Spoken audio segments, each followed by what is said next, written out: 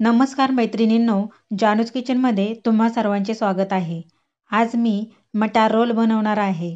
हा मटार रोल दिसायला इतका छान दिसत आहे, तसाच खाण्यासाठी सुद्धा खूप क्रिस्पी लागतो आणि बनवायलाही खूप सोपा आहे. तर असा हा क्रिस्पी मटार रोल बनवण्यासाठी व्हिडिओ पूर्ण पहा आणि चॅनलला सबस्क्राईब करा. चला रेसिपीला सुरुवात करूयात. येथे पातेल्यामध्ये पाणी गरम करण्यासाठी ठेवलेलं आहे आणि हे पाणी गरम झाले की त्यामध्ये 1 वाटी मटार त्यामध्ये टाकायचा आहे आणि एका बटाट्याची साल काढून त्याच्या फोडी करून त्या फोडी त्यामध्ये टाकायच्या आहेत. त्यानंतर त्यामध्ये थोडीशी साखर टाकायची आहे आणि थोडंसं मीठ टाकायचं आहे. साखर टाकल्यामुळे मटारचा कलर आहे तसा राहतो, त्यामुळे हिरवा मटार शिजवताना नेहमी थोडी साखर त्यामध्ये टाकायची आहे. आता हे शिजण्यासाठी ठेवलेलं आहे. आता हे मटार आणि बटाटा शिजत आहे. तोपर्यंत मटार रोलचं वरचं आवरण बनवण्यासाठी पीठ मळून घेऊयात. तर येथे 1 वाटी मैदा घेतलेला आहे. त्यामध्ये चवीपुरतं मीठ टाकायचं आहे आणि 1 चमचा तूप टाकायचं आहे. आता हे सर्व एकत्र करून घ्यायचं आहे. तूप हे चांगलं पिठाला चोळून घ्यायचं आहे. येथे पहा अशा पद्धतीने हे पिठाला तूप चोळून घ्यायचं आहे. हातामध्ये पीठ घेऊन त्याची अशी मूठ दाबायची आहे आणि जर त्या पिठाची मूठ बनलेली असेल तर समजायचं की येथे तुपाचे प्रमाण बरोबर झालेलं आहे आणि येथे तुम्ही पहा अशा प्रकारे हे तूप हे छान असं मिक्स करून घेतलेलं आहे.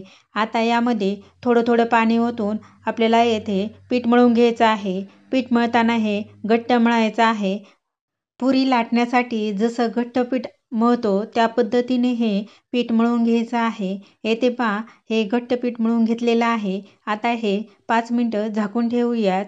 आता येथे मटार आणि बटाटा हा शिजलेला आहे आणि आता तो काढून घ्यायचा आहे आणि काढून घेतल्यानंतर थंड होऊन द्यायचा आहे. आता इथे मटार आणि बटाटा थंड झालेला आहे.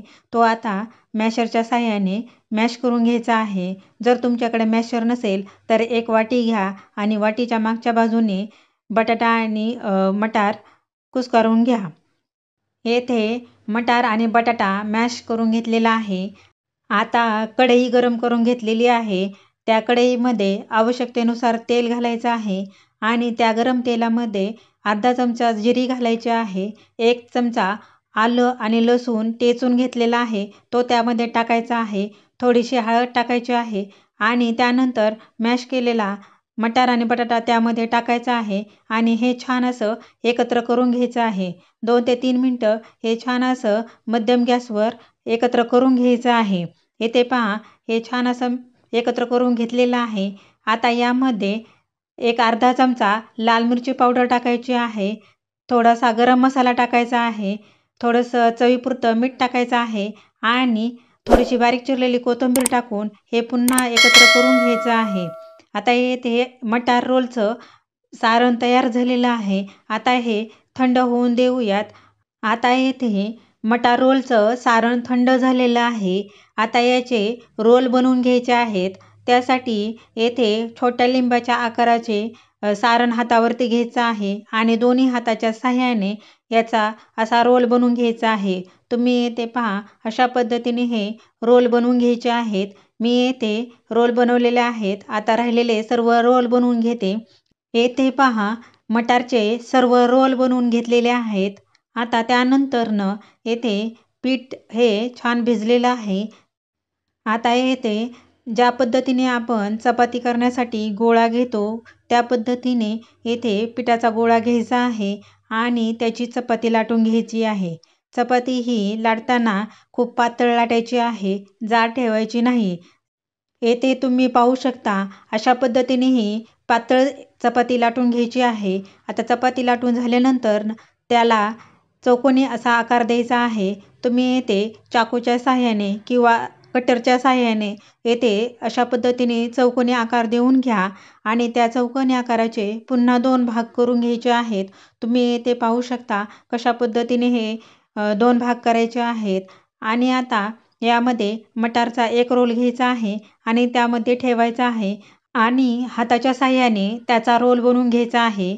तुम्ही येथे पाहू शकता अशा पद्धतीने हे मटार रोल बनवून घ्यायचे आहेत। मी येथे 2 मटार रोल बनवलेले आहेत। आता राहिलेले मटार रोल बनवून घेते। येथे पहा हे सर्व मटार रोल बनवून घेतलेले आहेत।